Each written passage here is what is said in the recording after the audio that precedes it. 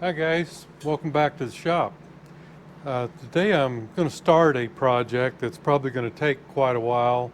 Don't know whether I can even pull it off, but I don't have access to enough different parts and haven't worked with enough of the later model stuff to know what might fit or what could be made to fit. So I've got what I've got and I'm going to try to make it fit. What I'm talking about is trying to update the CT, or actually it's the AT-1MX, to an electronic ignition. I want to try to use the YZ, early YZ 74 through 76, I think, electronic ignition. I think it was also used on the MX during that time period also. But anyhow, it's an internal rotor instead of an external flywheel, and it should give it quicker revs, higher revs. And you know, I'm not an electronic whiz or anything, and not even a machinist whiz. So I'm going to try to pull this off. I don't know whether it's even possible, but if I can make it fit, then we can see if I'm going to get some spark out of it, and if I can get spark at the right time. It seems to me like if I know the timing, what they want to run the engine, and I can degree the crankshaft in to the stator, I should be able to pull this off. So we'll see. Anyway, let me kind of show you what's going on. And yeah, I know you can buy PVL or something like that, electronic ignition for these things, but it's a lot of money, and I'm all about trying to do things on the cheap if I can. So let me show you what I'm talking about.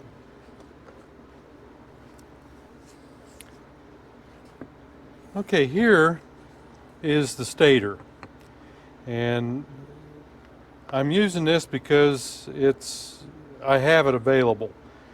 And this is the internal rotor. This actually looks a lot like the system that's on the 360 flat tracker that I've got, the 72. So the problem is that this is 120 millimeters across here, whereas the place that this goes on the AT1 CT1 engine is 130. The internal flywheel fits the crankshaft, so all I seem to be needing to do is to make the stator fit the engine case. Let's go over and take a look at it. Okay, I'm just going to use this CT1 here as kind of a pattern, and you see this on my 360, it fits in here about like this, but you see the problem here is it doesn't fit in the case. So that's what we need to figure out. The flywheel does fit my crankshaft, and this really, if you look at it, you can see where the bolts, where the screws go in here, they just pretty much split the difference. There's a couple different things I've been thinking about for trying to adapt this. And one of them is to use a piece of an aluminum pipe to go around the outside here, cut it down in the lathe to make it fit, and weld the two pieces together. The piece that I put in here to the stator plate here. And then it would be adjustable, but I would have to cut these out and maybe weld them up to make this for my screw holes, because there's really no place other than where they're at now to put those screw holes. The other one is to make a complete new plate. And that's what what these coils are going to fit on. Let's go back over here.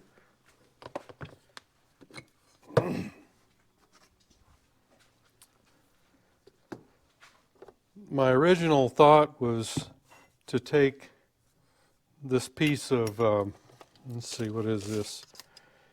Little over inch, or little over 5.5 inch piece. I guess excuse me. If I'm talking millimeters, I should stay with them. Otherwise, this is right at 140. Oh, excuse me. Got a frog in my throat. If I'm talking millimeters, I guess I should stay with them instead of going to inches here. But this is right at 140 millimeters, and I need 130. So I would have to trim down the side here just a little bit, and then trim out the inside for this to fit in it. But there again, I'm going to have to weld these two together, and I'm not going to have this hole here in the middle here unless I put something in there. So I pretty much ruled that one out. So the next thing is a piece of billet aluminum here, and what my plan is to just make a whole new plate here on the bottom that you can see where all these coils bolt onto this plate. I'll have to refabricate all that so I can mount these coils onto there, and that'll mean placing and drilling these holes all in the right spot, which I'm not absolutely positive that I'm capable of doing, but I'm going to see. But I think this is how I've got to do it. So this way I'll have the hole here, the smaller hole, which I'm not sure that really makes any difference. That's just for the crankshaft to come through. As long as it clears, we're good. But I believe that it gives more stability to the plate. So the first thing that I need to do is get this in the lathe and trim it down. And this is a little bigger. This is 5.5 or 5 3/4 inches. So we're out at about 146 millimeter. So I've got to trim down the outside until I get to 130 millimeter, and I've got to cut this hole in the middle, and of course face this off smooth, and leave this ledge here to the thickness of this. Then once I get this all cut out on the lathe, then I'll have to go over to the milling machine and start setting up to locate and drill these holes so that the coils can be mounted on it. And then we'll have to eventually slot like this so we can adjust our timing. So that being said, it looks like a big project to me. Probably looks like a bigger one to you, and I'm not sure I can pull it off. So the only way to find out is to give it a whirl. So let me get this thing stuck in the lathe, and I'll bring you back. For those of you that may be interested in how this everything sets up and whatnot, I thought I'd show a little bit of the setup here. You can see that I've got this in a 4-jaw vise or chuck, and I've just got it placed in there. So you can tell that it's nowhere close to center. So that's what we need to do. We need to find out where the high spot is, which is right there. So we need to go down here. So what I'm going to do is loosen this bottom one and then tighten this top one, see if we're any closer.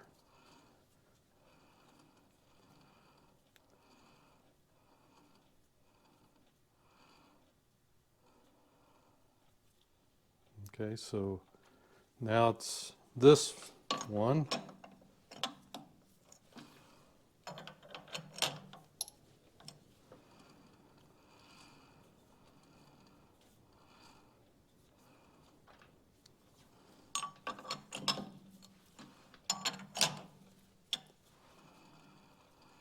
So we're gaining on it a little at a time.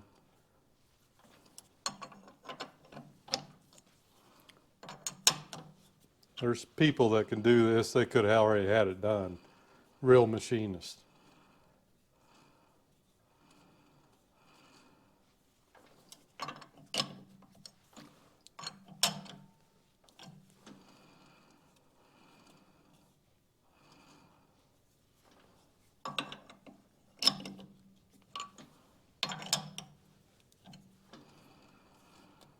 Let's see, we've got it down to about 20 thousandths there.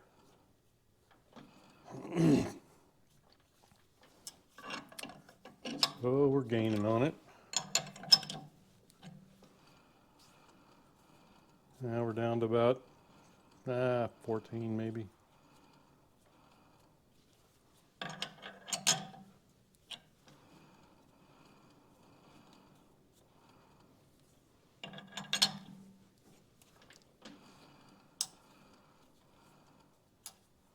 Now this surface is not real smooth here, completely smooth, so we'll probably just never really be able to get it all.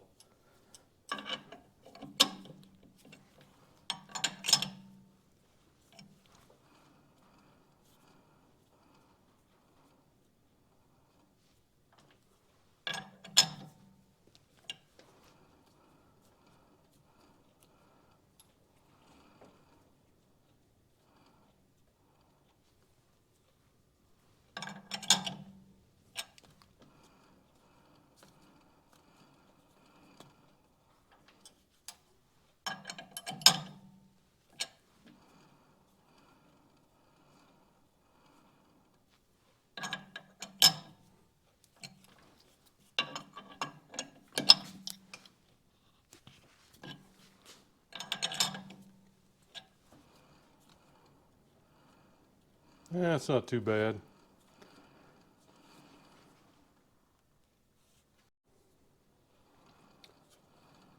There we go. That's pretty darn close. The problem was it wasn't centered in the jaw, so I just went around and on the high spots tapped it a little bit out here to straighten it up that way. So that's you got a couple of different dimensions when you're doing this. So anyhow, I think we'll go with that, and we'll get ready to probably face off the front, then we'll bore the hole, then we'll trim the outside.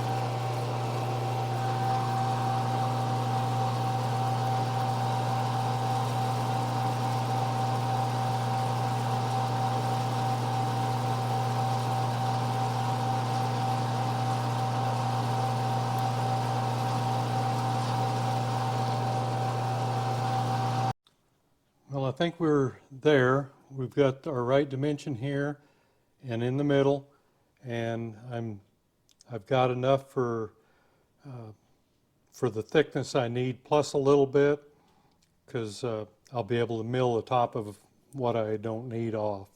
So it's good to have a little extra maybe. So let's see if I can get it cut off.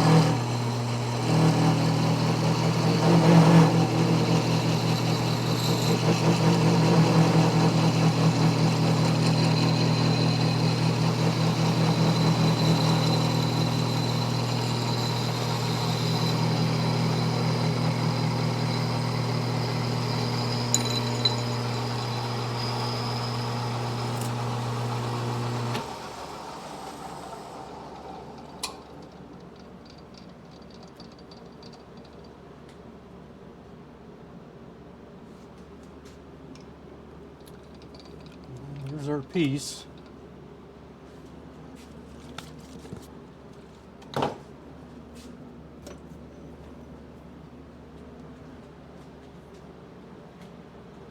And let's see if it'll fit the slot.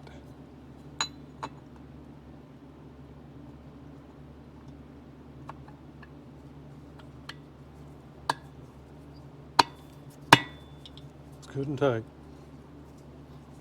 Just right. And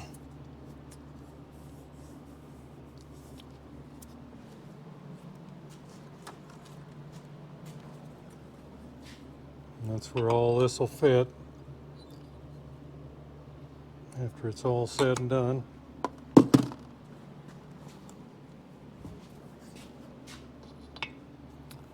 This has got to be trimmed off on the top. But it also has to get this step put on it right here. So it'll be trimmed down to this thickness, and you'll see this step, and it'll be like two rails, one here and one here. So I'm happy with that.